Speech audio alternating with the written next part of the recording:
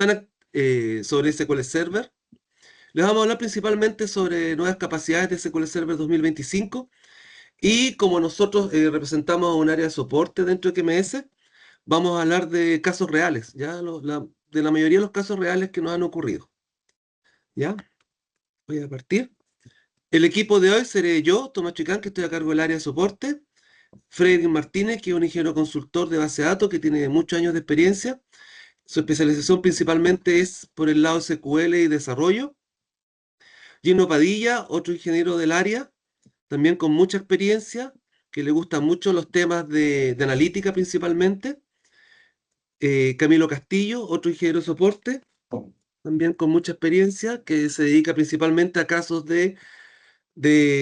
llamarlo de alguna forma, de tuning o de optimización de consultas SQL.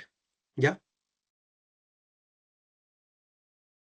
La agenda. Primero voy a dar yo una pequeña introducción con las capacidades de SQL Server 2025. Después vamos a hablar de los eventos de streaming, ¿ya? Que eso lo dará Freddy. Después hablaremos del Fuzzy Stream Matching, que tiene que ver con búsqueda, ¿cierto?, con lógica difusa. También hablaremos de la búsqueda vectorial, que son cosas nuevas de SQL Server 2025. Hablaremos también sobre los algoritmos de compresión de backup, ya que me imagino si tienen experiencia con SQL Server sabrán que ya existe la compresión en SQL Server, pero ahora hay nuevos algoritmos que lo hacen un poco más eficiente, más rápido y de menor tamaño. Vamos a hablar también de las expresiones, ¿cierto? De las capacidades de SQL Server para resolver queries con expresiones. Y por último, vamos a hablar de algunos temas o casos, o voy a hablar principalmente ¿cómo decirlo? De los casos de soporte usuales en el área, o sea, qué es lo que más nos llega, ¿ya? ¿Qué es lo que más ocurre en el mundo real? ¿Ya?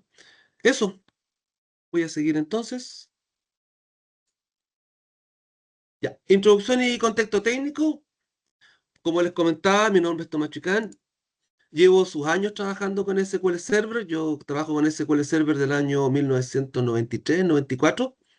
Con SQL Server 4.21, 6.0, 6.5, sí, bueno, ya no los voy a latear mejor, hablando de la antigüedad.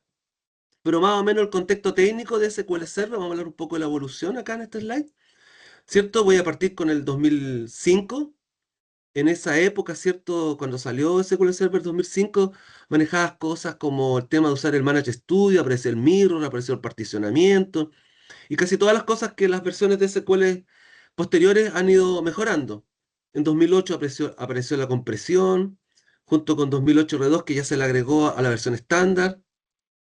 En 2012, ¿cierto? Apareció Always On, aparecieron también la compresión columnar, em, aparecieron, en 2014 apareció la compresión columnar ya por tabla completa, ¿cierto? En 2012 era solo por índices, se podía crear un índice que agregaba algunas columnas. En 2014 ya era la tabla entera. Apareció un poco, ¿cierto?, de inteligencia de negocio más potente. Otra cosa que no dije, en 2005 también salió nuestro querido Reporting Services, la primera versión de Reporting Services, que ya está evolucionando, ¿cierto? Lo que es Reporting Services Power BI o Report Server Power BI. Después, en 2016, se mejoró, ¿cierto? Todo el tema de la compresión, se mejoraron cosas también en el particionamiento, se agregaron, se hizo una integración, ¿cierto? Ya con Azure de Reporting Services de SQL. 2017, yo diría que fue como una versión de 2016 más, fue como un 2016 por llamarle R1, ¿ya? O R2 al 2017, ¿ya? Que era como una evolución. Una de las cosas que a mí me gustó de 2017 fue que permitió agregar los tipos varchar max, ¿cierto?, a la compresión. Eso fue, yo creo que una característica potente del 2017, para los que usamos la compresión. 2019 ya mejoró muchas cosas de alta disponibilidad, ¿cierto? Con Always On. Ya se integró mucho más con Azure, ¿cierto? Todo lo que es 2019 ya uno podía hacer queries a Azure, ¿cierto? Con las polybase, con las bases polybase, eso, disculpen. Hoy tanto tiempo ha pasado. 2022, ¿cierto? 2022 también nos permite hacer Always On con Azure. eh, Agregó más características de seguridad, ¿cierto? También agregó los temas. Ah, se me había olvidado. En 2014, 2015, si no me equivoco, salió, ¿cierto? Las tablas en memoria que fueron mejorando en todas las siguientes versiones, ¿cierto? Las tablas en memoria que nos permitían, ¿cierto?, hacer análisis en tiempo real. Con las tablas en memoria se podía hacer eso, y índices columnares también. Eh, ¿Y qué viene con SQL Server 2025? Es lo que vamos a ver ahora. Principalmente integración con las IA, eh, mayor capacidad de desempeño, ¿cierto? Se mejoraron se mejoró el motor interno, ¿cierto? De SQL Server para la performance de las instrucciones, y eso. Qué harto, que ha pasado harto tiempo. Disculpen si hablé mucho, pero me emociono un poco como llevo tantos años trabajando con SQL. Ya. Una de las cosas que me gustó del SQL Server 2025 son dos cosas principales, por eso las puse acá. Una es que en la versión estándar ya aguanta 256 GB de RAM. Antiguamente, ¿cierto? Siempre estaba limitado por los 128, pero en la 2025 llega a 256, que yo lo veo como un gran salto, ¿cierto? Para los que usan estándar. Ya ese va a significar una economía de costo interesante. O sea, puede escalar más. Y lo otro que no había para los que desarrollamos sobre SQL es que siempre teníamos que desarrollar sobre la SQL Server Developer, ¿se acuerdan? Y la Developer tenía la misma funcionalidad, era igual que la Enterprise. Entonces, cuando ocupábamos funcionalidad de Enterprise y nos íbamos a un estándar, teníamos que sacar cosas. En cambio, ahora existe una versión estándar Developer, que es gratis igual que la otra, o sea, son gratis solo para ambientes de QA y de desarrollo. Ya, ahora los voy a dejar con don Frederick Martínez, ya que nos va a hablar un poco de los streaming, de los eventos de streaming. Ya, don Freddy, tome el control nomás, por favor. Ok.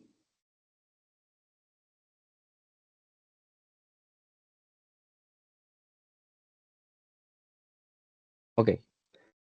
Bueno, como decía Tomás, mi nombre es Frederick Martínez, soy consultor de base de datos y hoy les vengo a hablar sobre una de las funciones que creo yo que también dio un paso gigante de salir del Chain Data Capture a Chain Event Stream. Les voy a explicar un poco y cómo se habilita y cómo es el resultado final. Entonces,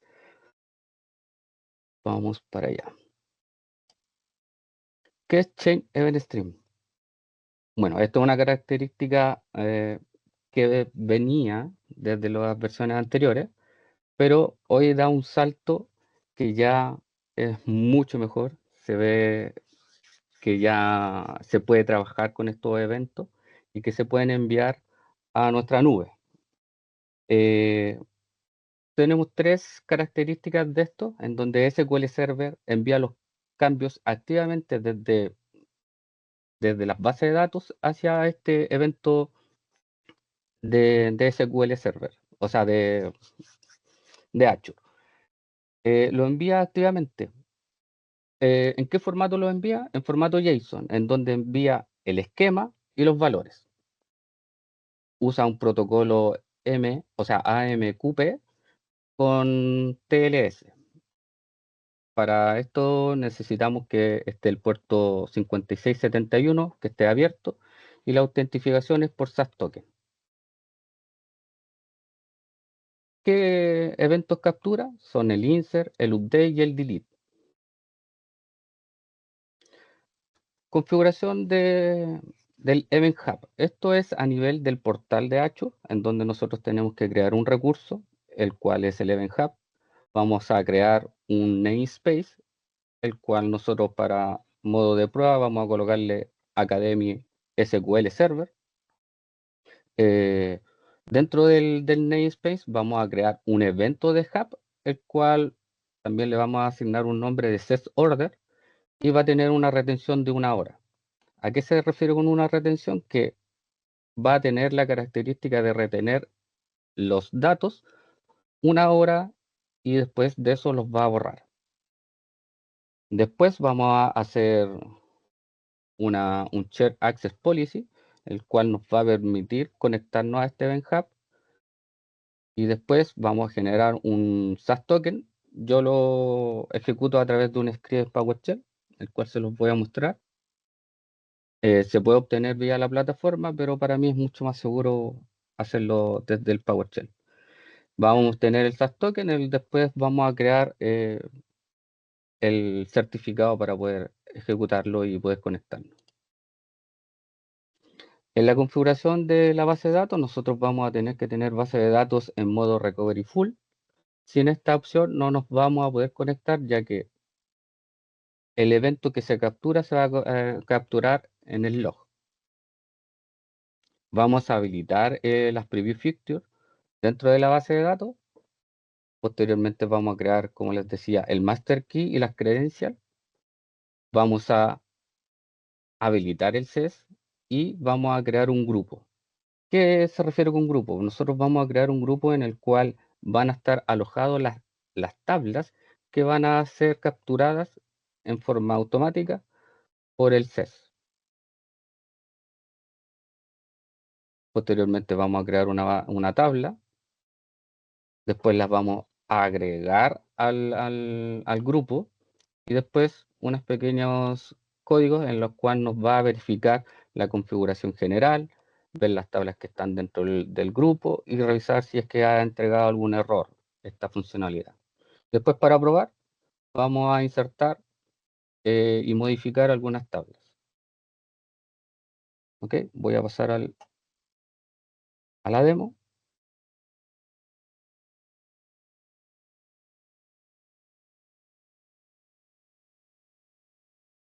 Bueno, vamos a crear una base de datos, como les mencionaba, en modo recovery full.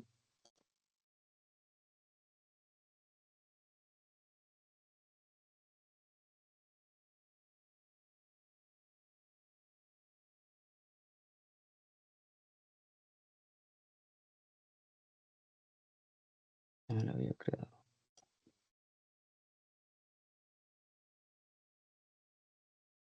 Vamos a activar las preview fixture. Vamos a crear una key. Vamos a crear la credencial. Vamos a habilitar el CES. Vamos a crear el grupo. Cosa importante, acá en el tema de la credencial, nosotros vamos a usar, como les mencionaba, el SAS token. Voy a mencionarles cómo se genera. Es un código bastante sencillo, el cual, para poder generar el SAS token, es esta parte de acá. Entonces, le colocamos el nombre del namespace, el nombre del hub, la policy la cual creamos y la key que nos da la policy. Posteriormente a eso hacemos las configuraciones, lo ejecutamos y me va a entregar el SAS token que yo voy a copiar aquí posteriormente. Una vez que pasamos a eso, como les decía, habilitamos el CES y pasamos a crear el grupo. Una vez que creamos el grupo, voy a crear una tabla.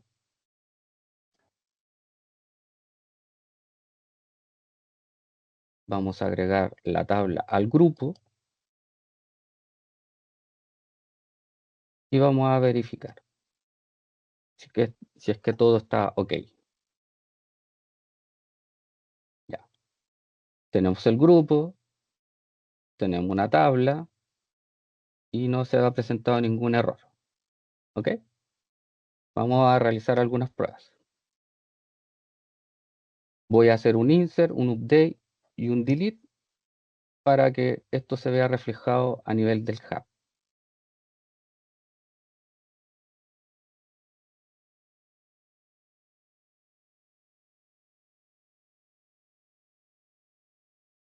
Deme un segundo.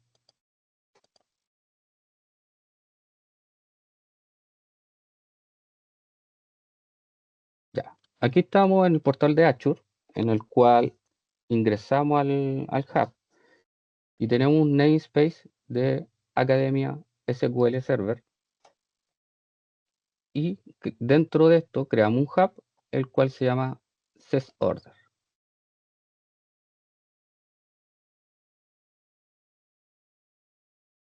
Dentro de SysOrder vamos a ir a Data Explorer.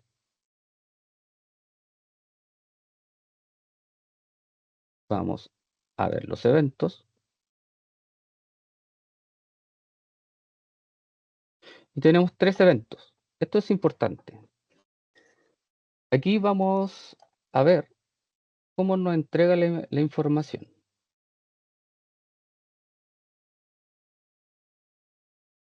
El primer evento que capturó fue un insert y dentro de eso nos va a dar el esquema. ¿A qué se refiere con el esquema? Todo lo que es la tabla al cual se le capturó el evento. Nos va a decir cuáles son las columnas, qué tipo tiene y además el valor. Acá al final nos va a mostrar el valor. Si esto fuese un update, nos va a mostrar el valor antiguo y el valor nuevo. Vamos para allá. Este fue un delete. También va a mostrar el esquema de la tabla y va a mostrar el valor del elemento eliminado. Y este último es el update. Como les decía, aquí va a mostrar un valor antiguo y el valor nuevo. Aquí tenemos el valor 1 y el otro valor acá está. SQL Server 2025, valor, y aquí el valor cambió. Si se dan cuenta, el valor cambió es de $99 a 199. ¿Para qué se podría utilizar esto?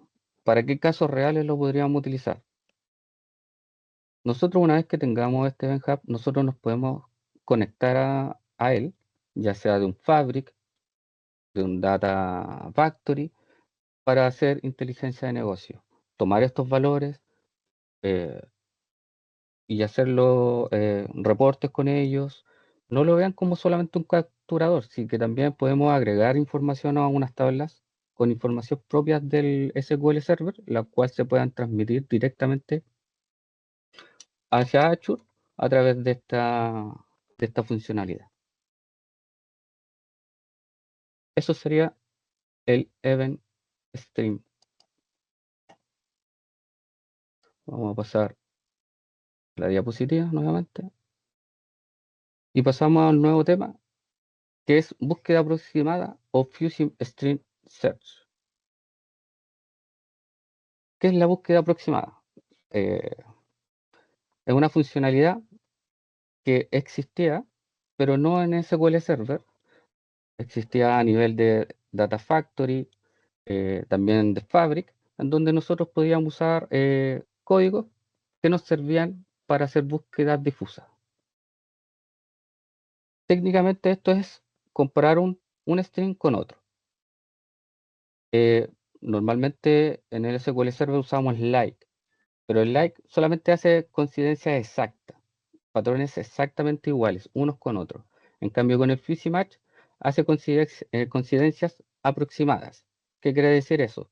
Si yo tengo un string que tenga un tilde y tenemos el mismo string pero sin tilde, nos va a entregar como una aproximación de coincidencia. Y eso nos sirve para tomar decisiones, para decir eh, una limpieza de datos, realmente si tenemos dos plataformas diferentes que en algún momento se unen o conjugan información, ya sea de nombres o nombres de calle, que normalmente se pueden escribir de diferentes formas, abreviadas, con acento, sin acento, o sea, un string puede ser escrito de 1000 formas. ¿Y qué nos viene a ayudar el Fuzzy Match? es tratar de hacer la comparativa. Esta es una función nativa del 2025 de SQL Server, pero todavía está en preview, así que hay que tener su reserva ahí al momento de aplicarlo en un entorno crítico. Ya, ¿cómo se habilita? Como lo había mencionado, también aquí hay que activar las preview fixtures. Posteriormente eso, dentro de la base de datos, perdón, y después verificar si es que está activo. Como les mencionaba, esto está en preview, tener ahí su recomendación antes de aplicarlo en un sistema crítico.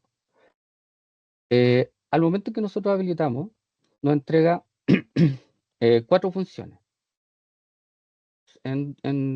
Son 2, una es que es de Levenstein y otra de Jaro Winkler. Dentro de lo que más nosotros hemos usado es el Jaro Winkler, que nos sirve bastante porque está como especializado en el tema de los nombres y cuando los nombres son abreviados. Entonces, Jaro Winkler es especialista en ese tipo de casos. El Levenstein lo único que hace es tomar un string y compararlo con otro y ver qué diferencias tiene. Y las va contando. Y nos va diciendo, tiene 5, 6, 8 diferencias. Puede tomar ya sea una letra mal escrita, si tiene acento o no, si está en mayúscula o en minúscula. Eso vendría siendo el edit distance. Y el edit distance en similarity hace exactamente lo mismo, pero nos da en porcentaje de similitud. O sea, hace un cálculo y nos va a entregar un porcentaje. El Jaro Winkler, como les mencionaba, es especialista más en los nombres y en los caracteres para cuando son abreviados.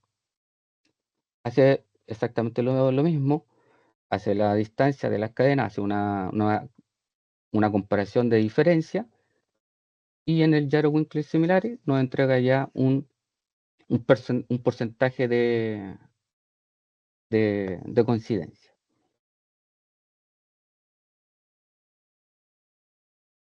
Ya. ¿Cuándo usar?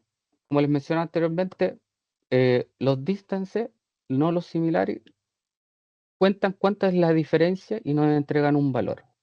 A diferencia de los similares, que nos entrega un porcentaje por cada uno de ellos. Acá abajo más o menos están como algunas recomendaciones de umbrales.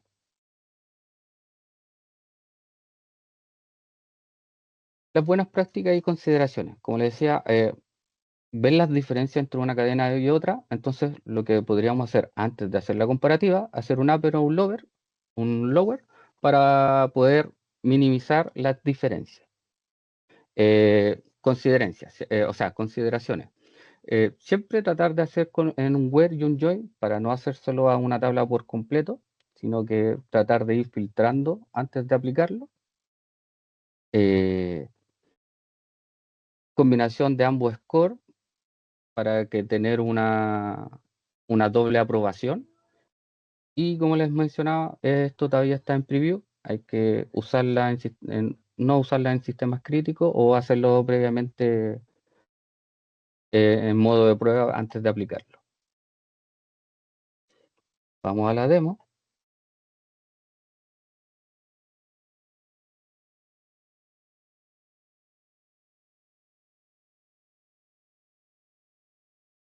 Ya,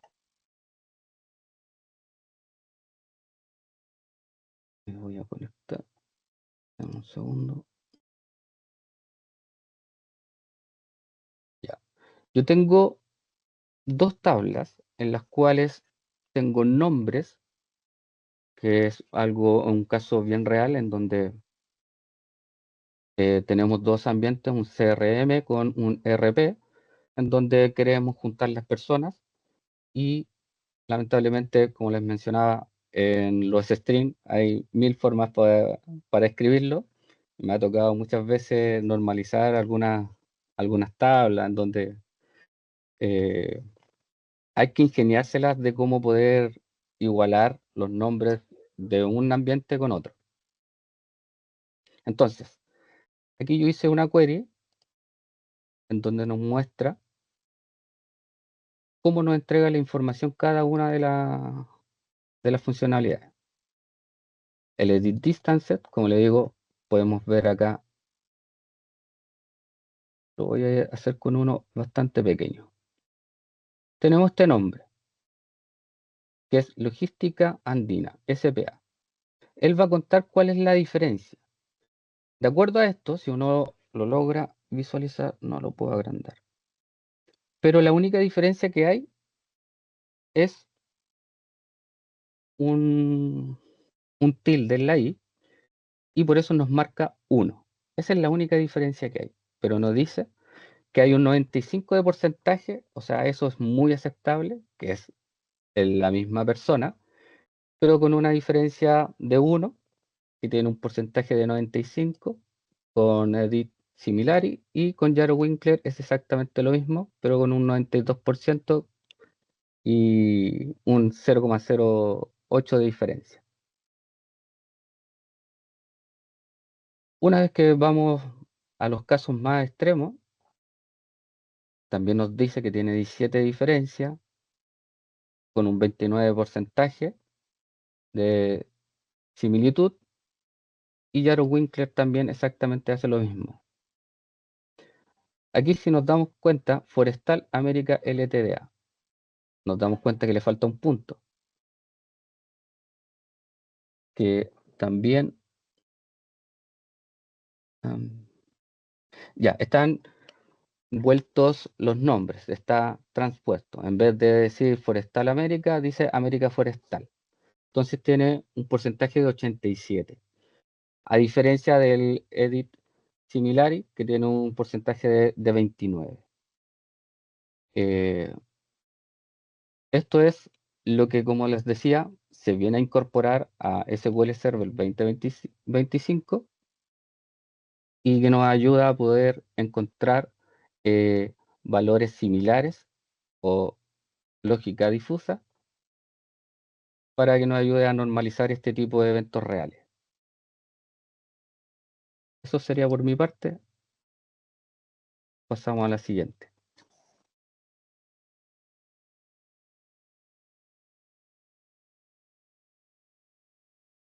La cámara. Bien.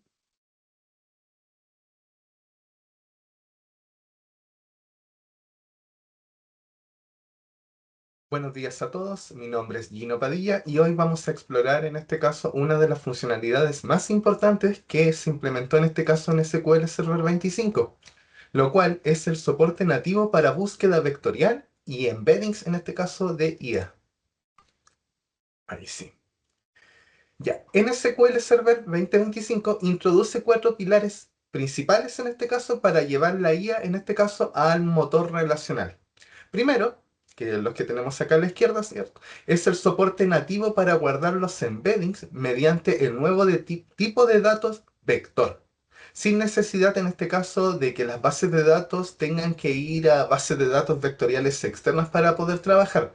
Segundo, tenemos la capacidad de ejecutar consultas de similitud semántica directamente en SQL, con la misma sintaxis que ya conocemos y venimos trabajando en este caso con SQL. Tercero, es la compatibilidad nativa con los escenarios de tipo RAG, ya que son los Retrieval Augmented Generation e IA generativa, que son los patrones en este caso más demandados en la industria hoy, ya que sabemos que el tema de la IA está pegando muy fuerte con los que es en el día a día, de hecho ya ni siquiera podemos hablar del negocio. Y cuarto, la indexación optimizada para búsquedas de los vecinos más cercanos, que sería la Nearest Neighbor Search. Todo esto llevado a una escala empresarial. Entonces, de SQL Server la promesa es bien clara. Ya no necesitamos mover nuestros datos confidenciales a una plataforma que sea exclusivamente vectorial en la nube, sino que ahora nos traemos todo lo que es la IA y llega al servidor donde nosotros tenemos nuestra información. Ahí de hecho podemos trabajar con nubes y demás, pero lo importante es que todo lo podemos tener ya de manera local y viviendo en nuestro servidor. Ahora vamos a hablar un poquito de qué es un vector, los fundamentos de qué trabaja todo esto, ¿ya? Y antes de ver en este caso la demostración, el código, vamos a aclarar el concepto central, el vector. En este contexto, necesito que entendamos que el vector es simplemente una lista de números que representa el significado de un texto. Lo que hace el modelo de la IA en este caso es tomar nuestra frase, una descripción o cualquier texto que nosotros tengamos y transformarlas en este caso en una coordenada matemática. El punto clave que vamos a ir trabajando después es la cercanía física que equivale en similitud el significado. Si dos productos, dos textos en este caso, tienen descripciones conceptualmente parecidas, sus vectores en este caso estarán en el espacio matemático. El largo de esta lista, es decir, cuántos números la componen, lo determina el modelo de IA que usemos, que también lo vamos a ver después, pero en síntesis, a más dimensiones, o sea, más larga en este caso el vector, más matices vamos a capturar del lenguaje, pero tenemos que hacer ahí ver el trade-off en este caso, porque esto nos va a significar mayor almacenamiento y mayor cómputo para transformar ese texto o frase, en este caso, en el vector. Siguiente diapo. Ya. Y aquí, en este caso, el vector n. ¿Qué quiero decir con el vector n? Que tenemos el tipo de datos, ¿cierto? Llamado vector, que ya no tenemos que trabajar con estos workarounds que antes se trabajaban con JSON o comunas de texto plano para poder almacenar en este caso estos arrays numéricos. Y la n es la dimensionalidad del vector. No hay un tamaño único impuesto, ni tampoco que nosotros en cierta manera podamos a priori decidir cómo va o qué valor va a tomar este n, ¿ya? Sino que es el modelo, que es como podemos ver acá, de hecho, en la esquina inferior derecha, que nos va a indicar la dimensionalidad de este vector. Por ejemplo, aquí podemos ver el de OpenAI, el Text Embedding 3 Large, que es de 1536. Entonces nosotros cuando creemos nuestra tabla, vamos a tener que indicar que ese tipo de datos vector tiene que tener esa dimensionalidad. Después cuando veamos en este caso la demo, ahí vamos a ver que vamos a tener un tipo de datos, o sea, perdón, el tipo de vector va a ser de 1024 dimensiones porque viene dado por el modelo. Ya. Y aquí vamos a hablar un poquito de los dos, en este caso, las funciones o algoritmos de distancia. Para comparar vectores, en este caso en SQL Server, soporta dos funciones o algoritmos de distancia nativa. Voy a tratar de explicarlas con analogías para que sean un poquito más fáciles de entender, pero igual un poco confuso. La primera es la distancia euclidiana, ¿ya? Que podemos verla que es como una especie de regla. Vamos a imaginar que tenemos un mapa y queremos saber cuántos centímetros separan dos puntos, en este caso en este mapa. ¿Cierto? Sería trazar una línea, tomar la reglita, medir y el número que nos dé, por ejemplo, ahí, esa es la distancia física real entre estos dos puntos, que es lo que está demostrándose acá también en este gráfico de la derecha. Y un ejemplo concreto sería, si comparan casas, en este caso por número de habitaciones y metros cuadrados, sabemos que una casa de una habitación y 40 metros cuadrados va a estar cerca, en este caso, de una de dos habitaciones y 50 metros cuadrados. Aunque una tenga más habitaciones que la otra, comparten una característica que serían los metros cuadrados y están cerca, digamos, una de otra. Pero en cambio, si agregamos un tercero, que sería una mansión ya de 10 habitaciones y que sabemos que va a ser muchísimo, muchísimo más grande, entonces esta habitación queda lejos, o perdón, esta mansión queda lejos de las dos casas, aunque sabemos que en sí las tres son casas, pero la distancia ya es más grande. Y eso es la distancia, en este caso, euclidiana. Pero en cambio, en la segunda, que es la distancia del coseno, que se puede ver ya como una brújula, imaginemos que dos personas están paradas en el mismo lugar y están ambas caminando hacia el norte. Una va a caminar 1 metro pero la otra va a caminar 1 kilómetro. Si tomáramos en este caso la distancia euclidiana, sabemos que es una distancia mayor y están mayor separadas, pero el coseno, lo que le interesa a dónde están apuntando, no la distancia en sí. Eso significa que como los dos están caminando hacia el norte, el ángulo que se forma es mucho más pequeño.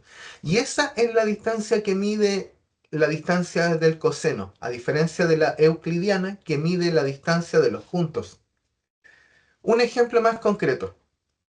Imaginen, tenemos dos textos. El texto A es perro y el texto B es ese animal doméstico de 4 patas que ladra y es el mejor amigo del hombre. Conceptualmente, ambos, todos los que estamos acá, sabemos que el segundo texto se refiere a perro. Y eso es lo que mide en este caso el coseno. El concepto en sí es perro, porque los dos están apuntando a perro. Entonces, sabe que la distancia es menor, pero en euclidiana, al ser, digamos, un texto más grande que el otro y tener un mayor contexto, pero no citando al perro, entonces una distancia más larga y en la euclidiana nos diría que el concepto es totalmente distinto. Entonces, muy importante entender esta diferencia porque así saben qué modelo o qué algoritmo utilizar. Luego, la escalabilidad en este caso con una nueva función que implementó Microsoft. Microsoft Research en este caso implementó y vino a solucionar también un tema súper importante que es el disk-alg. O sea, disculpen, el tema de los costos asociados a trabajar con vectores. Porque los algoritmos clásicos son rápidos, pero exigen mucho trabajar con mucha RAM. Entonces, cuando trabajamos con muchos vectores, esto ya se vuelve un problema. Microsoft Research en este caso implementó disk-alg, un algoritmo en este caso que opera eficientemente desde nuestro disco duro con una fracción del consumo de la RAM. Entonces, como esto ya está implementado de manera nativa en SQL Server, nos habilita para que nosotros podamos escalar de mejor manera sin saturar el servidor. Y ahora les voy a explicar un poquito de la arquitectura que vamos a trabajar. En esta imagen vemos primero el modelo Oyama. Este es un modelo que yo ya tengo instalado y previamente configurado de manera local en mi computador con este modelo que aparece aquí abajito, que es el XMebyte en bits large, ya, que me sirve para trabajar con la generación, en este caso, de los textos. Luego tenemos Kadi, y aquí este punto es importante. Tuve que implementar un proxy reverso, que en este caso está tomando el tráfico de Oyama, que viene de HTTP, y lo manda por un puerto seguro al SQL Server, porque Oyama de manera nativa no tiene para trabajar con HTTPS y SQL Server exige que la comunicación, en este caso a algo externo que sería Oyama, tenga que venir por un puerto seguro. Ahí ustedes cuando implementen esto pueden hacerlo con un IES, un Nginx, el servidor web que ustedes estimen conveniente para poder hacer un puerto seguro, o esto también se puede implementar con Azure, por ejemplo, o alguna otra nube pública en este caso que les permita trabajar con algún modelo. Vamos a ver en este caso una base de datos que yo ya tengo preparada, vamos a ver los embedding, vamos a ver cómo se trabajan y cómo se implementa.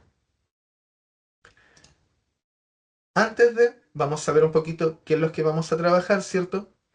Recuerden que como también les mencionó en este caso mi compañero Frederick, tenemos que activar las funcionalidades de preview en este caso.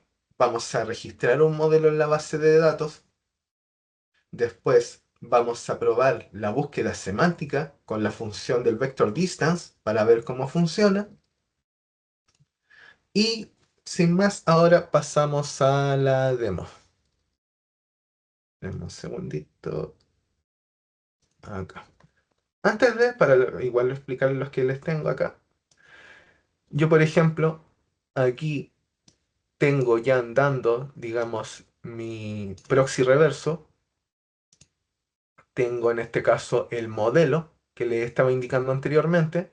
Es importante, de dónde yo saqué, cuando les mencioné el del vector n, que era eso, y acá lo tenemos en la documentación oficial, en este caso de Oyama, que ya aquí mi llamita también la tengo instalada acá. Vente para acá. Acá ya lo tengo instalado. Y en este caso, el modelo, si se dan cuenta, aquí aparece el numerito, que es de 1024. Ese es el número, en este caso, que me indica cómo tiene que ser el vector. Y ahora nos vamos a ir al SQL Server. Acá está. Ya, primero nos vamos a situar, ¿cierto? El master.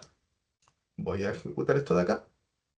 Y voy a habilitar en este caso la función para que pueda trabajar en este caso el motor de base de datos y se transforme en nuestro amigo de IA en este caso. Ejecutamos, aquí ya nos indica que está, ¿cierto?, habilitado. Luego, a nivel de base de datos, voy a activar en este caso el preview. Mi base de datos en este caso es la demo 2026, que si nosotros la exploramos acá un poquito, tenemos una tabla que es ProcDesk, con distintos en este caso campos, ¿cierto? Y si se dan cuenta, acá este de tipo embedding es de tipo vector de 1024, que eso recuerden que nos lo entrega el modelo. Entonces voy acá, los comandos se ejecutaron correctamente. Si yo aquí quiero ejecutar, perdón, ahí sí,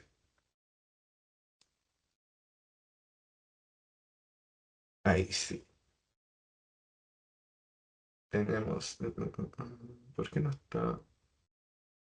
Ahí sí, tenemos 150.000 datos, no todo esto están procesados, pero aquí viene la parte interesante, crear el modelo. Acá, si se dan cuenta, primero vamos a generar en este caso, si hay un modelo anterior, lo limpio, en este caso lo elimino, pero ya no está.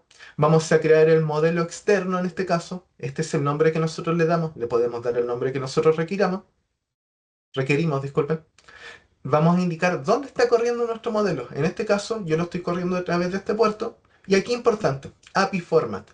Si se dan cuenta, en API Format, yo le indico que es Oyama. Eso significa que SQL Server sabe cómo trabajar ya con Oyama. O sea, de manera nativa, él sabe cómo comunicarse. Con Azure también existe su propio API Format. Con otros modelos también existen un API Format. Y aquí le estamos indicando cuál va a ser el modelo que vamos a trabajar, que es el modelo que les mostré anteriormente, que teníamos acá ya instalado. Luego, vamos a ver en este caso si el modelo ya está. Si se dan cuenta, aquí se encuentra y es metadata solamente del modelo que ya creamos. Entonces aquí ya sabemos que tenemos la conexión en este caso con en este caso llama. Y aquí, por ejemplo, vamos a empezar a trabajar y vamos a ver magia. Aquí se demora un poquito, porque aquí lo que estamos haciendo con este comando de acá, le estamos indicando que vas a seleccionar el primer, en este caso, registro de producto, ¿cierto? Y usando el modelo, lo vamos a transformar, en este caso, en un embedding, que sería el vector. Y si nosotros ingresamos aquí al vector, vemos muchos numeritos que eran los que les mencionaba anteriormente. Al final un vector son números. Y aquí la magia, para que vean que no les estoy mintiendo, llega a 1026. Si quitamos los corchetes, son 1024, que es el largo que nosotros definimos primeramente en el vector. Cerramos esto de acá. Luego, acá. Recuerden que anteriormente, cuando uno hacía búsquedas en SQL Server, con el like en este caso, fuzzy como nos mostró Frederick, o un like, nosotros siempre teníamos que tener una palabra, pero aquí nosotros podemos empezar a trabajar con conceptos. Por ejemplo, vamos a hacer la prueba acá. Déjenme ver un segundo. Ya, sí, acá. Por ejemplo, yo estuve haciendo pruebas y vamos a buscar ingredientes para, porque esto me dio mucha risa cuando lo hice ayer, comida romántica italiana. Declaramos, ¿cierto?, la búsqueda, le decimos en este caso cuál va a ser el vector y voy a ejecutar todo esto de acá.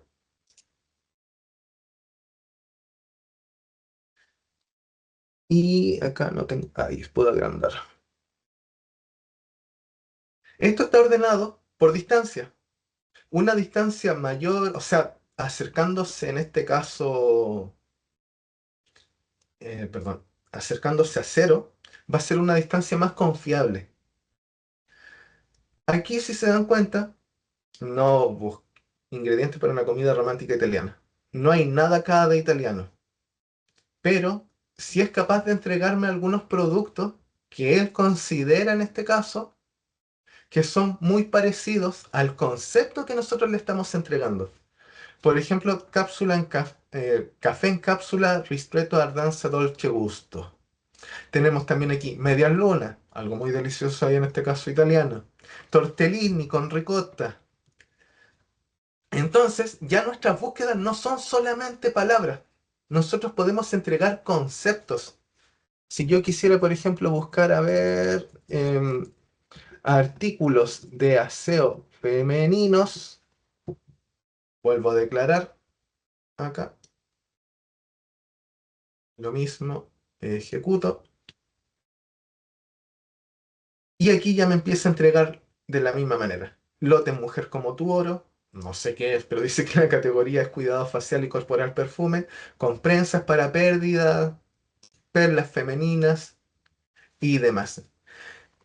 Entonces, con esta demostración y ya terminando, SQL Server 2025 lleva o nos trae en este caso la IA directamente a nuestro modelo relacional. Con este nuevo tipo de vector n, en este caso las funciones para generar los embeddings y las distancias, adicionalmente con los índices de distance, podemos construir aplicaciones con búsquedas semánticas y no solamente enfocarnos ya en la búsqueda tradicional por palabras. No tenemos que ya más trabajar con sincronización de bases de datos vectoriales, ni que nuestros datos estén viajando. Todo puede trabajarse directamente en el servidor donde ya vive nuestra información. Y muchas gracias y le doy ahí la palabra a mi compañero Camilo.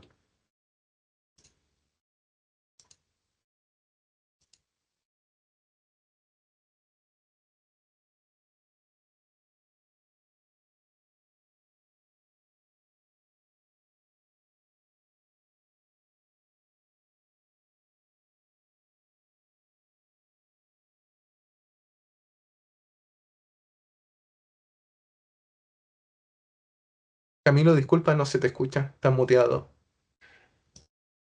Muchas gracias. Ahí gracias Gino por la palabra. Le doy la bienvenida a la Academia 2026. Y mi nombre es Camilo Castillo y el siguiente punto a hablar sobre SQL 2025 es sobre las expresiones regulares. ¿Qué es una expresión regular? La expresión regular, o también conocido como regex, en la plataforma de SQL Server, son un conjunto de secuencias o funciones que a nosotros como usuarios nos permiten ejecutar búsquedas avanzadas dentro de la base de datos. A diferencia del operador like, que es el comúnmente tradicional utilizado en las consultas de SQL Server, el operador like nos permite utilizar o buscar cadenas de texto que sean similares o iguales, dependiendo cómo estemos realizando la búsqueda. Si estamos utilizando el comodín o tanto al inicio o al final o en ambos extremos. ¿Ya? Sin embargo, las funciones que son del regex, que son las expresiones regulares, nos ofrecen una forma más flexible y potente para que nosotros podamos validar, transformar y consultar los datos más complejos dentro de la tabla. ¿Ya? Se debe tener en consideración como puntos clave que las funciones regulares están disponibles tanto en SQL Server 2025, que es lo que estamos viendo actualmente, en las instancias administradas de Azure SQL, con SQL Server 2025, o que o que estén bajo la política de actualización siempre actualizada. ¿Ya? Y también se debe tener en consideración que las bases de datos a utilizar se encuentran en la compatibilidad 170. Cabe recordar que el nivel de compatibilidad que se utiliza en la base de datos nos ayudan a determinar qué características a nivel de Transact SQL y del optimizador de consulta estarán disponibles. Como podrán ver, las funciones de regex, las más comunes, pueden ser el regex like, el replace el substring y el count, que son similares a las tradicionales que se pueden utilizar en una consulta común de SQL Server, por así decirlo. ¿Ya? Sin embargo, pero antes de implementar las funciones de las expresiones regulares en un ambiente productivo, por ejemplo, debemos entender las limitaciones que tienen las expresiones regulares. ¿Ya? Una de sus limitaciones o alcance más común es que ciertas funciones soportan los tipos de datos que son de tipo maths. Por ejemplo, nvarchar maths, varchar maths, entre otros. ¿Ya?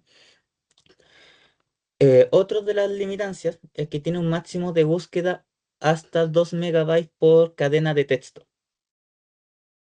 Dentro de esta limitancia, que son las 2 megabytes, solamente tenemos tres funciones principales, que es el like, el count y el inst, ¿ya? Que aceptan columnas que tengan varchar maths. Sin embargo, a pesar de que aguanten el varchar maths, solamente aguantan hasta 2 megabytes. Si realizamos una búsqueda de registros donde una cadena de texto tenga más de 2 megabytes, el SQL Server va a evaluar solamente los primeros 2 megabytes y los 3 megabytes en adelante no los va a tener en consideración porque hasta 2 megabytes ese es su límite. ¿Ya? Este límite igual es un tanto crítico porque a nosotros al momento de que si el SQL Server trunca los datos que son de 2 megabytes en adelante, porque no los va a buscar, porque hasta ahí llega el límite propuesto por Microsoft, que es el proveedor, nos va a generar un falso negativo. Es decir, si estamos realizando una búsqueda en donde el patrón está posterior a los 2 megabytes, el SQL Server, claro, nos va a decir que no existe, pero aún así nosotros, tal vez por conocimiento, que conocemos la plataforma, conocemos nuestra base de datos y los datos que almacenamos, sabemos que ese dato existe o ese patrón existe. Entonces, el SQL Server no va a ser capaz de encontrarlo, pero nosotros sabemos que existe. Entonces, ahí es donde nosotros generamos un falso negativo al momento de hacer la consulta. Y esto es crítico porque al momento de tomar decisiones basadas en datos incompletos, podríamos informar que no existen errores, por ejemplo, si es que tenemos algún registro de log a nivel de SQL Server o si estamos buscando alguna tabla de venta que no existe tal venta, por ejemplo, entre otras cosas. ¿Ya? También, por ejemplo, hay funciones que no tienen cierta incompatibilidad. Como bien mencioné, el varchar math solamente aguanta o es permitido hasta tres funciones de regex. Pero hay funciones de regex que son incompatibles con el varchar math o nvarchar math, que sería el replace, el substring y el match, que es otro operador de las expresiones regulares, que no aceptan este tipo de datos. Una vez, si en caso que se requiera utilizar o hacer una búsqueda en una tabla que el campo tenga varchar math y estamos utilizando, por ejemplo, el replace, va a generar un error de sintaxis y deberá un error de tipo de datos al momento de ejecutar la consulta, ya que nos va a permitir, por diseño, ejecutar una consulta con el replace en un campo de datos que tenga varchar math, por ejemplo. Y la otra limitancia es sobre los procedimientos almacenados, que las expresiones regulares no pueden ser utilizadas en los procedimientos almacenados optimizados en memoria. Esos serían como los tres puntos fundamentales a tener en consideración al momento de trabajar con expresiones regulares. Ya sea en un ambiente productivo, puede ser un ambiente productivo, desarrollo, QA, pero más que nada el enfoque cuidado está en productivo, porque las expresiones regulares igual tienen su costo. ¿A qué me refiero con costo? La pregunta es, ¿por qué Microsoft impuso este límite de 2 megabytes?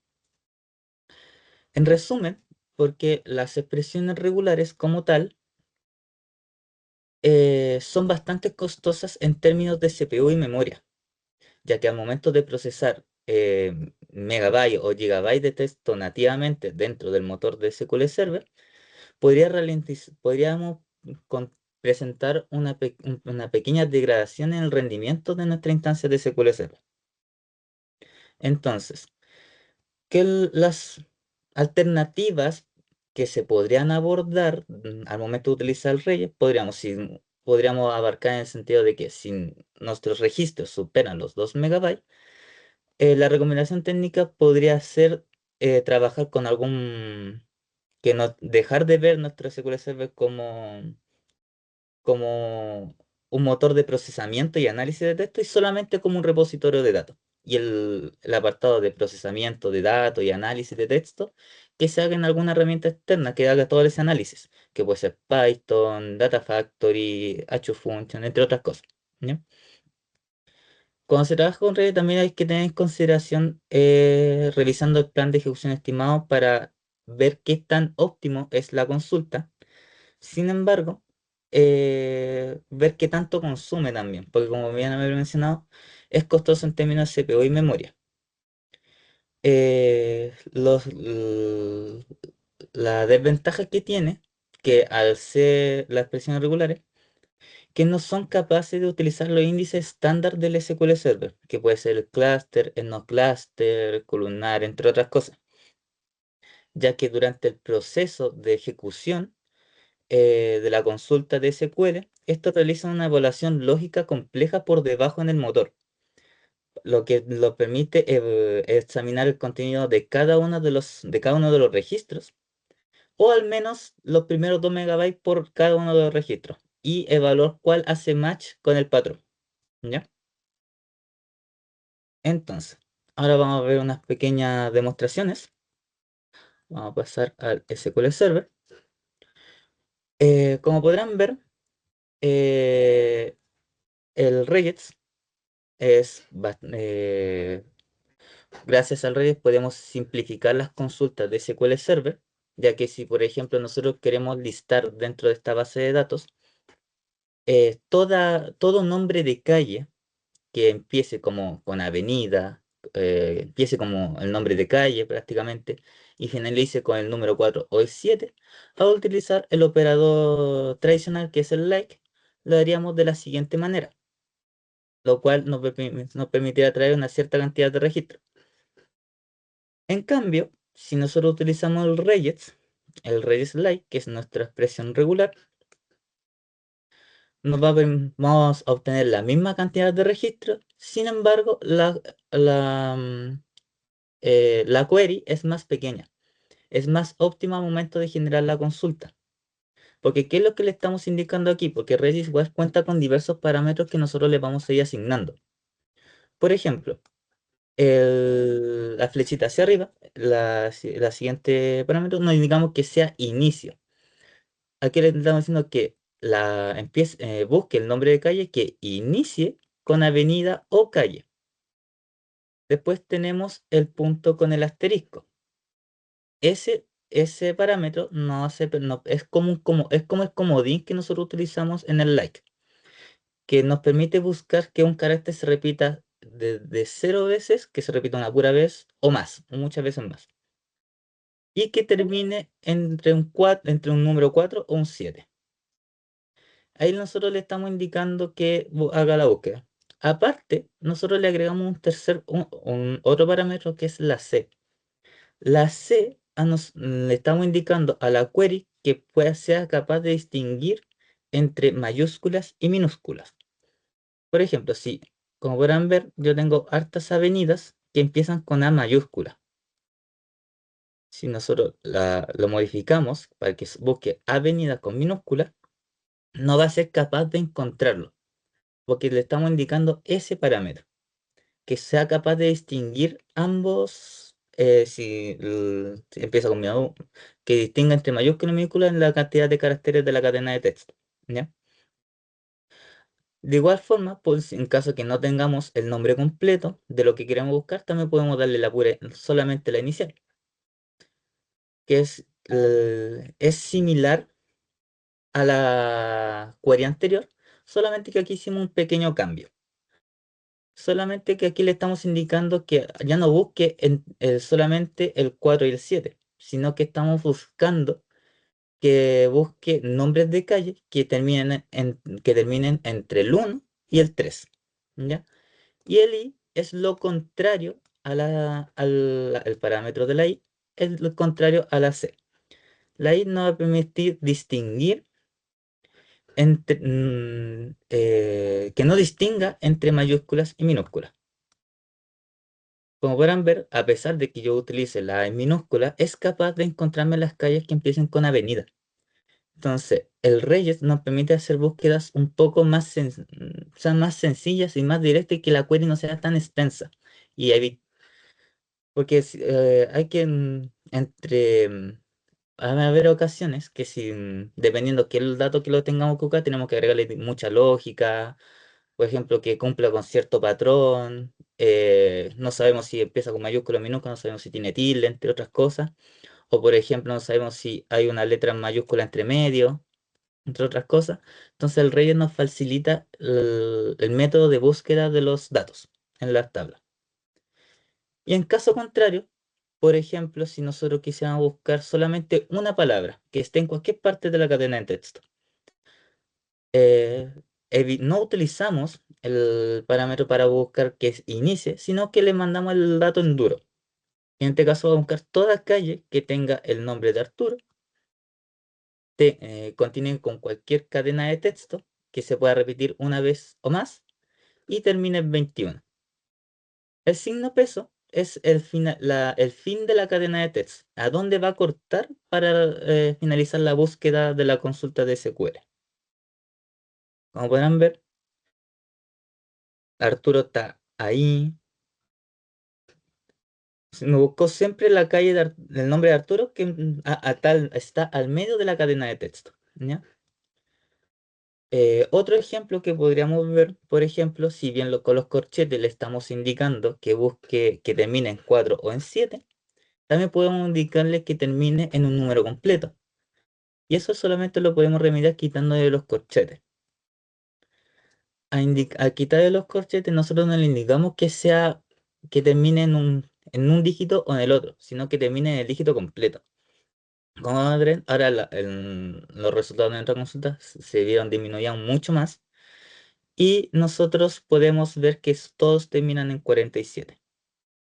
Y si por ejemplo nosotros quisiéramos ver el plan de ejecución estimado, siempre va a ser un index scan, que no va a ser capaz, como mencioné anteriormente, las operaciones con Reyes like o de expresiones regulares, no va a ser capaz de utilizar los índices nativos del SQL Server. ¿Ya? ¿Qué otro ejemplo tenemos por aquí? Por ejemplo, el Reyes replace. Nosotros lo utilizamos para reemplazar un valor que se encuentra en una cadena de texto. En este caso, nosotros estamos reemplazando la avenida, la abreviamos para que sea AV punto, que empiece en la primera cadena en el primer valor de la cadena de texto, y el 0 le estamos indicando la concurrencia. La concurrencia me refiero cuántas veces se repite, qué número de repetición de la cadena de texto se va a reemplazar. 0 significa que reemplazamos todo. Si le colocamos, por ejemplo, 2, así decir un ejemplo simple, si nosotros llegásemos a tener una calle que diga, por ejemplo, no se llame, tengamos algún registro que diga avenida, avenida, al momento de utilizar esta consulta, lo que nosotros vamos a obtener al ejecutar la consulta, vamos a obtener un registro similar a este. Porque la concurrencia es ver qué valor vamos a reemplazar. Como avenida se repite como segunda, solamente va a reemplazar el segundo valor. Esa es la concurrencia. ¿Ya? Y el Reyes count que a nosotros nos permite contar la cantidad de registros que tenemos dentro de nuestra tabla. En este caso, nosotros estamos contando la cantidad de correos por dominio, que en este caso solamente tenemos 260 registros con el dominio de email.com y 0 con el dominio de Gmail. En grandes rasgos, el Rails Lite nosotros nos permite realizar búsquedas más avanzadas y con patrones, o sea, con patrones más avanzados, y evitar las consultas más complejas al momento de utilizar el like, el operador OR, el AND, entre otras cosas, ¿ya?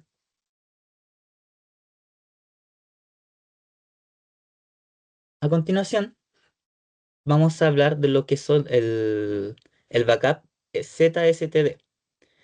Este tipo de backup prácticamente es un nuevo tipo de algoritmo.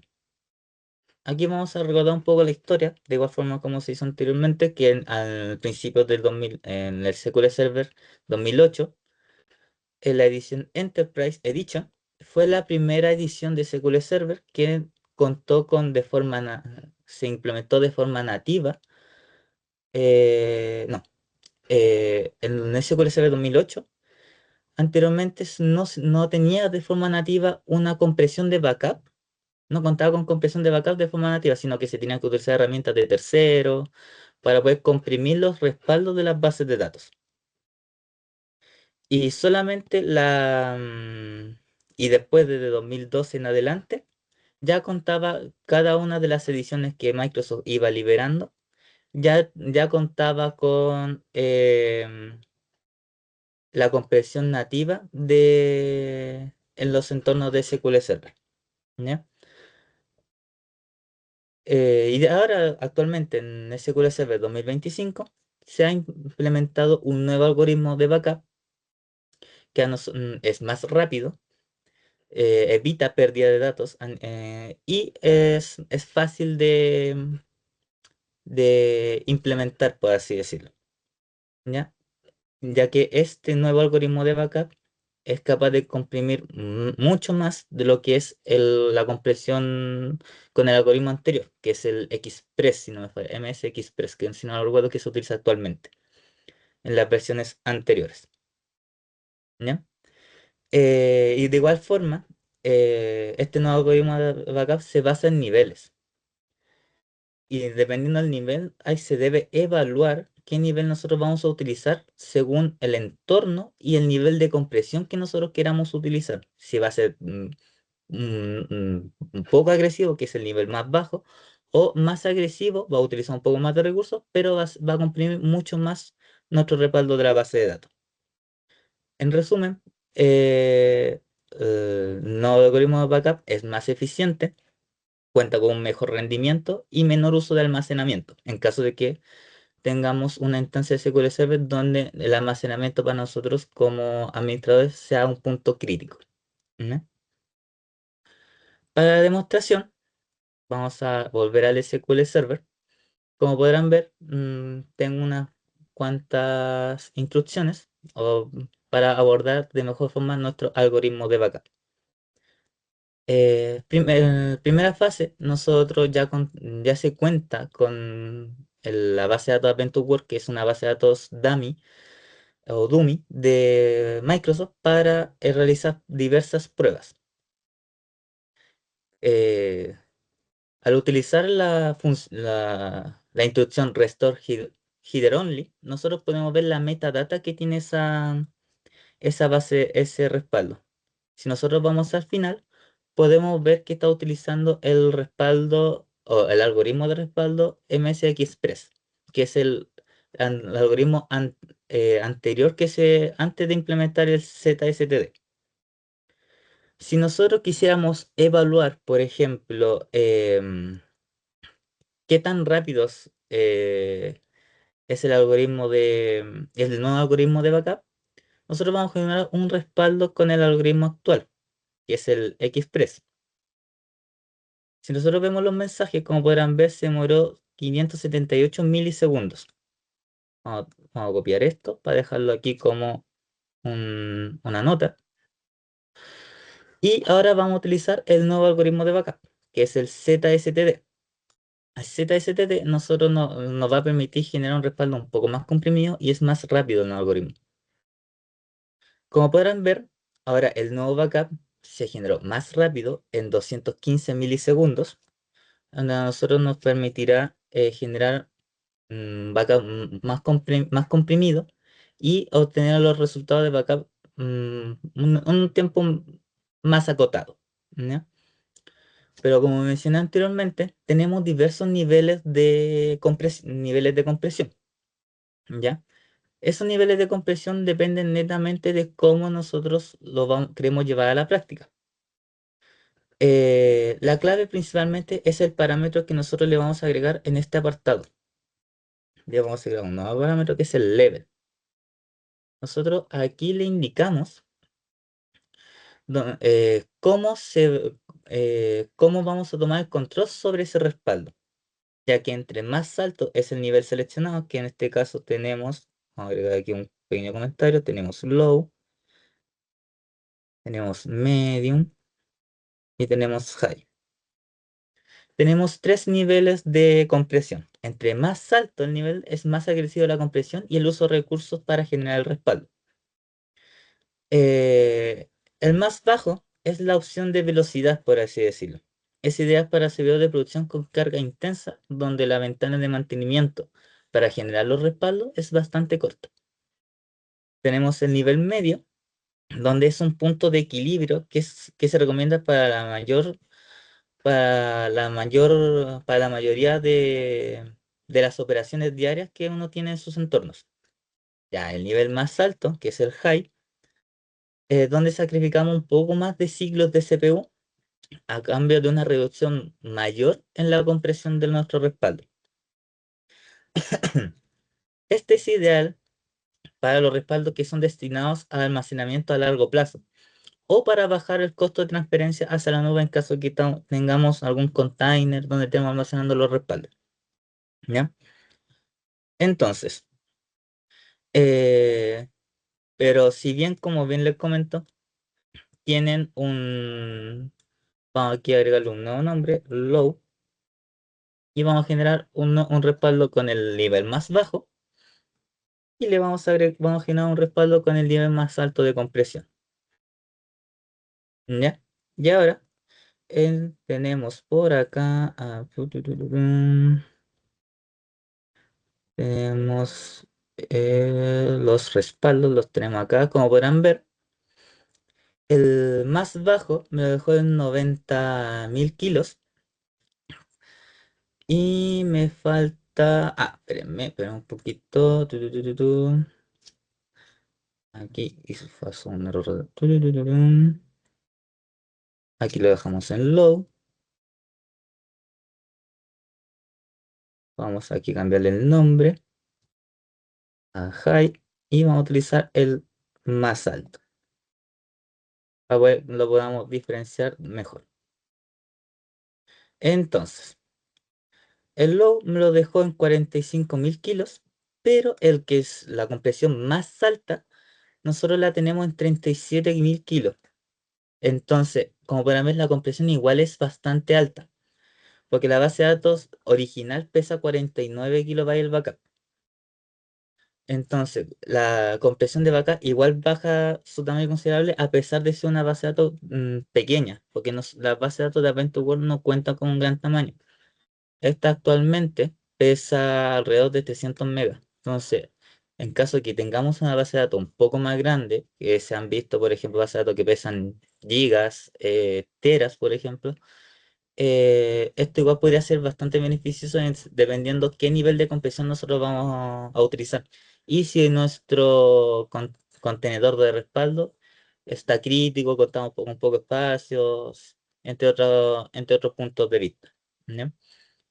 Em, Al menos esa sería la demostración de lo que serían los respaldos de backup. Y a continuación los dejo con Tomás Chucán, que continuará con los casos recurrentes de SQL Server.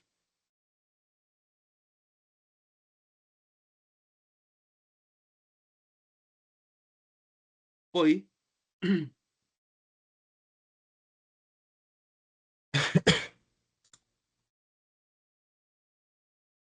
Ya. Em, un pequeño detalle que se le fue a comentar a él, Camilo, fue que también los tiempos de restauración son más rápidos, ya con ese tipo de compresión. O sea, restaura más rápido el SQL. Ya.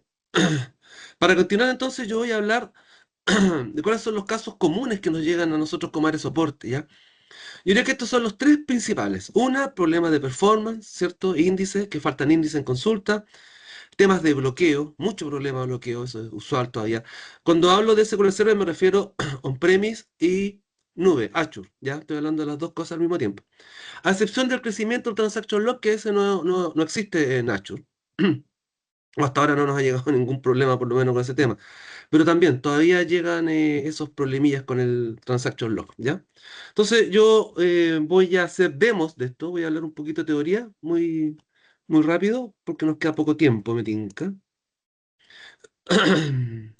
¿Ya? Y voy a hablar primero los índices, de los índices principales de SQL Server, que Camilo ahí recién algo los nombró, ¿ya? El índice tipo clúster, que se supone que es una organización física de los datos, pero en realidad el clúster es la misma tabla, ¿cierto? Es la misma tabla ordenada por un campo que yo le doy, por uno o por varios campos, ¿ya? Usualmente la gente o los DBA o todo el mundo lo utiliza para las llaves primarias. Ya hay un tema ahí que puede dar para discusión. Otro es el no cluster, ¿cierto? Que el no cluster es independiente de la tabla, o sea, se crea como una estructura aparte. Ya en cambio, el cluster es la misma tabla. Y los column store, que son la compresión, ya sea de algunos campos que yo digo o de la tabla entera. Y también tenemos un concepto que está apareciendo, que se está agregando ya en los SQL Server on-premise, pero principalmente en Azure, que es la creación y el borrado de índices en forma automática, ¿ya? Ese yo lo encuentro muy potente en Azure, porque en el fondo nos hace la pega, ¿ya? Algo que nosotros on-premise tenemos que hacerlo a mano de cierta manera, en Azure te lo hace automático, ¿ya? Voy a mostrarles entonces algunas demos de esto, para ir viendo. Eh, Perdón, me salté un cachito acá. Entonces voy a ir a mi consolita y voy a ir a los demos de los índices, ¿cierto? Tengo una tabla acá, ¿ya? La cual tiene, creo que 5 millones de registros, en la cual yo, no, me voy a cambiarme esto un poquito, voy a hacerlo sin, a la cual, ¿cierto? Yo le voy a hacer primero que nada una query, voy a ejecutar una query, ¿ya? La cual tiene, perdón, me faltó habilitar esto. Esto me dice el consumo ¿cómo se llama? Perdón, pesado esto, ahí está. Ahora sí, ya. Esto me da el consumo, ¿cierto? De lectura o de disco, ¿ya? Habilitar este parámetro. Entonces voy a ejecutar la query y me voy a dar cuenta que hace un consumo de 45.000 lecturas, ¿ya? Lógicas. ¿Por qué lógicas y no físicas? Porque seguramente la tabla ya la tengo subida en caché. ¿Ya? Esa es la diferencia entre estos dos parámetros que están acá. Física, cuando recién sube el servidor, ¿cierto? Ahí la voy a tener que ir a leer a disco, pero después la deja en caché. Ya, si yo a esta instrucción, ¿cierto? Le digo que me muestre el plan de ejecución estimado, me va a decir que está haciendo un table scan o un recorrido. Disculpen por teléfono en español, ¿ya? Hace un recorrido completo en la tabla, ¿ya? Entonces, si yo me voy a los mensajes, ¿cierto? Y le digo de nuevo, consulta, mostrar plan de ejecución estimado, ¿cierto? Me dice que hace un barrido completo en la tabla y recién con un consumo de 45.000 lecturas. ¿Cómo se arregla esto, cierto? Muy fácil, ¿cierto? Yo me voy a la tabla, que es la que está acá, me voy a la tabla grande y voy a ver los índices, voy a dar cuenta que no tiene ninguno, ¿cierto? Y yo podría inmediatamente crearle un índice, ¿cierto? Entonces me vengo para acá, le voy a decir un índice tipo no cluster y le voy a dar por el ID.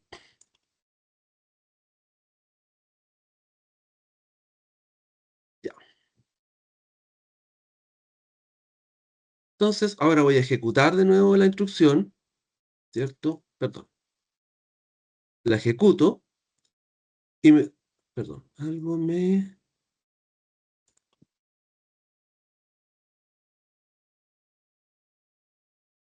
ahí debe ser. Ya la ejecutó inmediatamente y nos damos cuenta que de las 45.000 lecturas pasamos a 4 lecturas, ¿ya? Esa es la gracia de hacer este índice. Ahora, si le decimos además que por favor nos muestre el plan de ejecución estimado, ¿cierto? Nos dice que hace una búsqueda, ¿cierto? En el índice y después, porque yo indexé por este campo el ID, y después se tiene que ir a la tabla a buscar el resto de los campos. Si yo, por ejemplo, hago esto, para que vean la diferencia del plan de ejecución, si yo dejo solamente ahí, ¿cierto? Voy a la consulta y le digo que me muestre el plan de ejecución estimada, me hace solo un INDEXIC. ¿Por qué? Porque el ID está dentro del índice, ¿cierto? Está indexado por eso. Entonces, ¿cómo podemos hacer un poco más eficiente esta query todavía? Hay dos formas de hacerlo. Una es, si estuviéramos interactivos, varios me dirían, sí, hay que usar los índices contenidos, ¿cierto? Entonces me voy a los índices incluidos, perdón, y agrego el resto de los campos, que los tenía todos, ¿no? Parece que sí. No me acuerdo.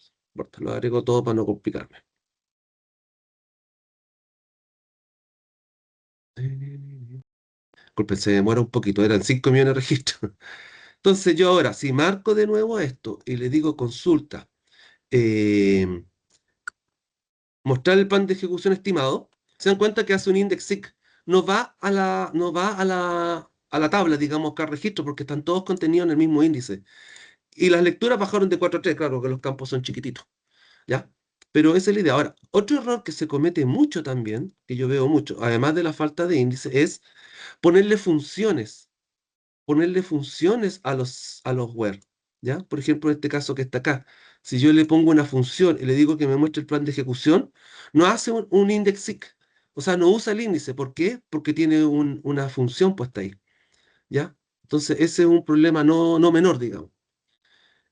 Lo otro, ¿cómo poder diferenciar? Ah, lo que les comentaba, ¿cómo diferencio el índice cluster de no cluster? Yo les decía recién, ¿cierto? Que voy a borrar este índice que está acá, lo voy a borrar. Yo les comentaba recién que el índice cluster es la misma tabla. Voy a ejecutar esto bueno, voy a decirle que me muestre acá, le voy a decir que me muestre el plan de ejecución estimado de esto. Shup, consulta, mostrar plan de ejecución estimado. Si se dan cuenta, hace un recorrido de la tabla, ya, o sea, un table scan. Ahora me voy a venir y le voy a crear un nuevo índice, índice cluster. Lo voy a poner solo por el ID, aceptar, aceptar, y le voy a decir que me muestre el plan de ejecución estimado. Y se dan cuenta que hace un cluster index scan. O sea, reemplazó el escaneo de la tabla por un escaneo del índice cluster, porque el índice cluster es la misma tabla. ¿Ok? Ya, sigamos entonces. ¿Qué otra cosa puede haber también? Otra cosa que nos pasa mucho a nosotros es, espera un poquito, voy a borrar el índice de nuevo.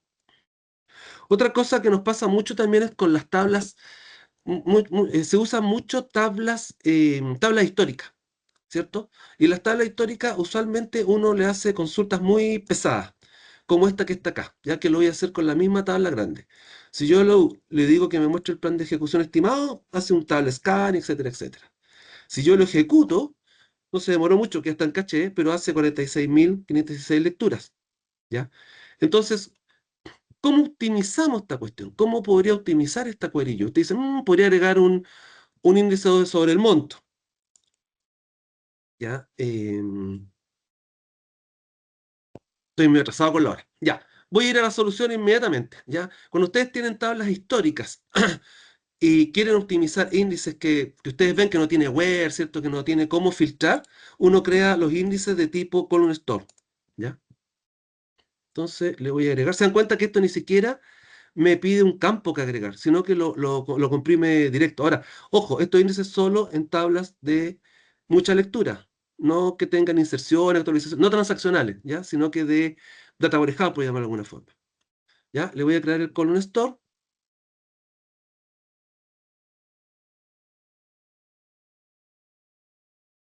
Se demora un poquito, disculpen la demora.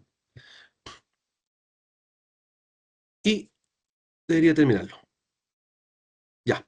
Entonces ahora, ¿se acuerdan que recién eran 46.000 lecturas? Ahora voy a ejecutar la misma query, pero con el índice colon store.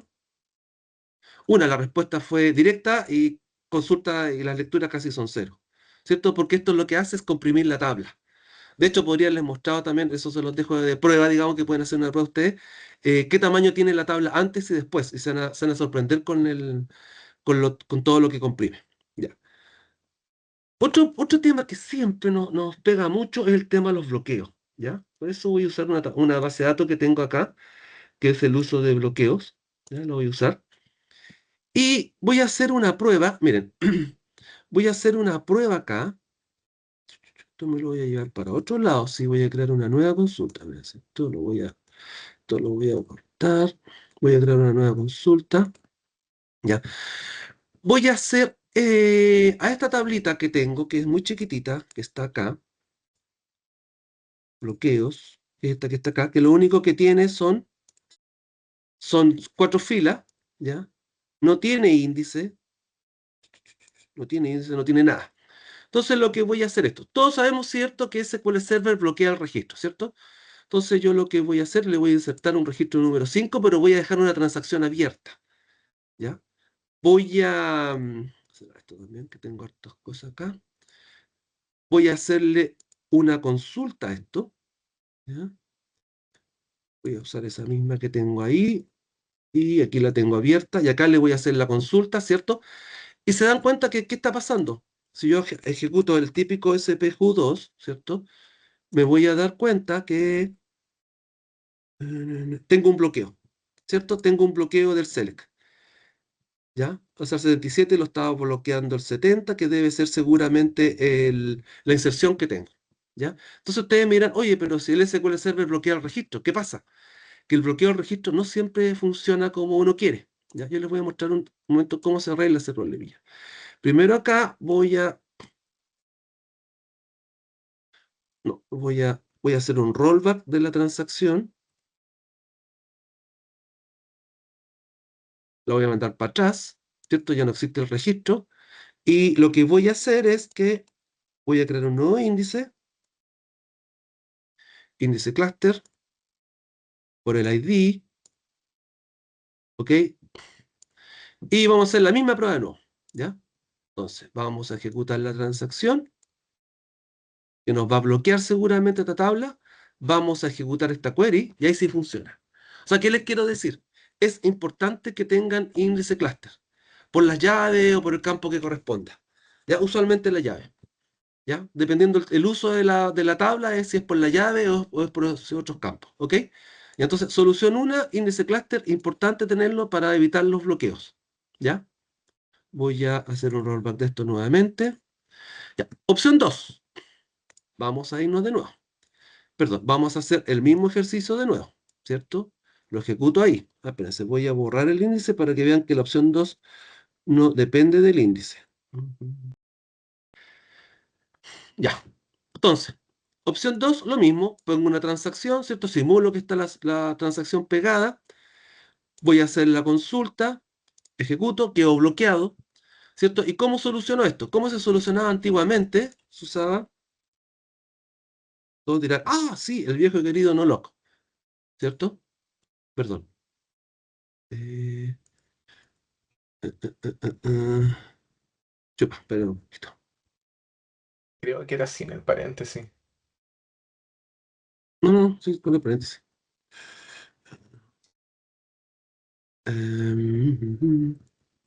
Espera. No, ya sé ya. Ya me acordé.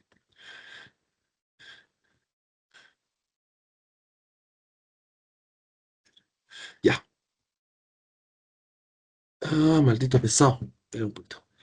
Me lo estaba guardando como error. Ahí está. ¿Ya? Entonces, con el noloc, ¿cierto? El antiguo y querido noloc, esta cosa pasa soplado, ¿cierto? Ahora, ¿cuál es el problema del noloc? Que yo lo voy a poner acá, por ejemplo, 5, que era el que estaba insertando, y me aparece el 5, ¿cierto? Pero si yo voy a la transacción, o, o mejor que eso, vamos a sacarle esto, y ejecuto esto mejor. Ejecuto esto, me trae 5 registros. Pero si yo voy a la transacción y le doy un rollback, ¿cierto? Y ejecuto esto, voy a tener 4 registros.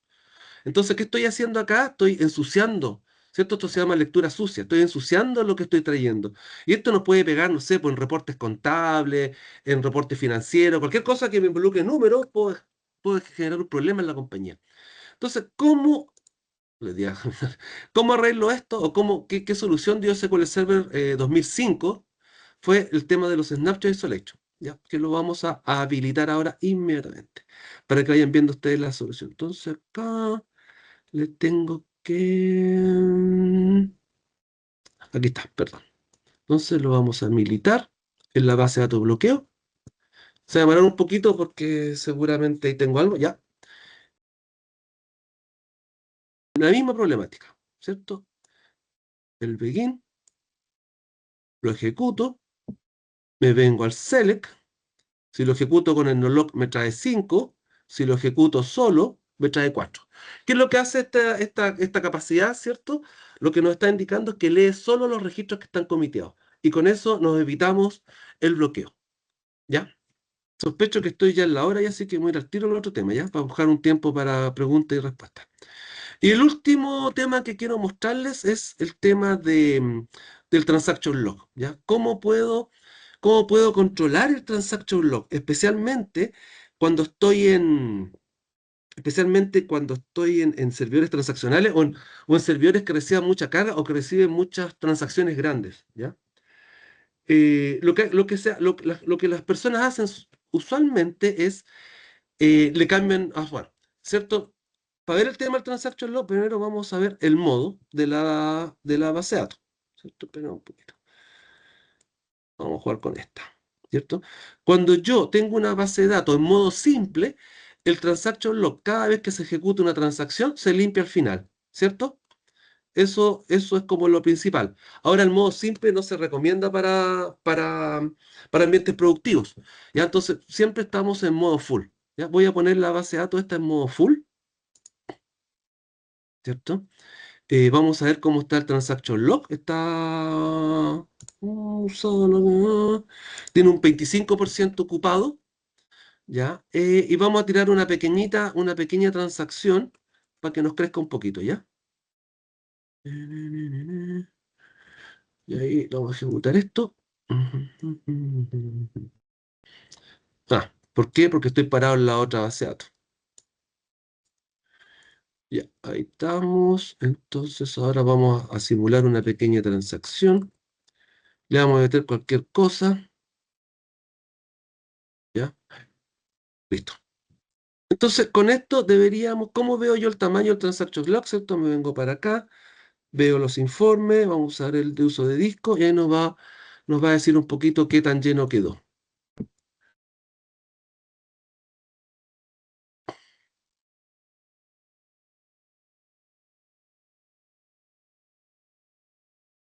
Ya. Nos dice entonces que el transaction log quedó a un 32% de utilización. Si nos vamos a ver los eventos, se van a dar cuenta que, bueno, yo, ¿cómo decirlo? Configuré de mala forma, ¿cierto?, el autocrecimiento en 1 mega. Por eso tuve un montón de autocrecimiento. ¿Qué pasa con los autocrecimientos? ¿Cómo me pegan? Me generan bloqueos. Entonces es prohibitivo tener base de datos con autocrecimiento tan chico. O sea, lo ideal es especificar un buen tamaño de transaction log. Ahora, ¿cómo lo achico? Voy a cerrar esto también, que tengo estas cosas acá. ¿Cómo achico el transaction log? Bueno, es la forma que se recomienda, ¿cierto? Que es con el backup, que es con los backups del transaction log, ¿cierto? Que esa es la best practice cuando tengo la base de datos en modo full. O si tengo una base de datos, por ejemplo, desarrollo, QA, ¿cierto? O una para data warehouse y no necesito sacar o controlar o restaurar la base de datos a un punto en el tiempo, puedo usar también el modo simple, ¿ya? Entonces, ¿cómo lo desocupo ahora? La forma correcta es primero sacar un backup full, gracias, que no me va a dejar porque resulta que tengo la base de datos en modo simple, ¿o no? Déjenme ver. No me está dejando, ¿cierto? Porque tengo la transacción todavía, perdón. La voy a comitear y ahora sí, saco el backup full ¿Qué pasó?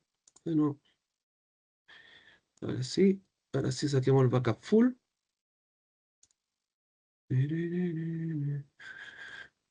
Ya, saco el backup full, saco el backup de transaction log, y si voy a ver el tamaño, debería bajar un 4%, un 3%. ¿Ya? Esa fue una forma, ¿cierto? En el fondo saqué un backup y con eso mantengo el tamaño de transaction log controlado. ¿Cada cuánto tiempo saco los backups de transaction log? Usualmente uno saca full en las noches y durante el día, cada 10 minutos, 20 minutos, va sacando backups de transaction log. La otra forma es mantener la base de datos en modo simple. Si la mantengo en modo simple, la base de datos, o sea, cada vez que termine una transacción, el transaction log se va a achicar. ¿Ya? Recomendación para esto entonces, hay que mantener un modo de recuperación correcto. Completo o full si se necesita recuperar en un punto en el tiempo. O sea, cuando tengo el modo full puedo recuperar, no sé, pues al minuto si es que tengo un problema con el servidor. En los backups de log, cada 5 o 15 minutos, tamaño inicial del transaction log, usualmente 20-30% del tamaño completo de la base de datos. Recuérdense, evitar los autocrecimientos, evitar los strings. Los strings son prohibitivos en producción.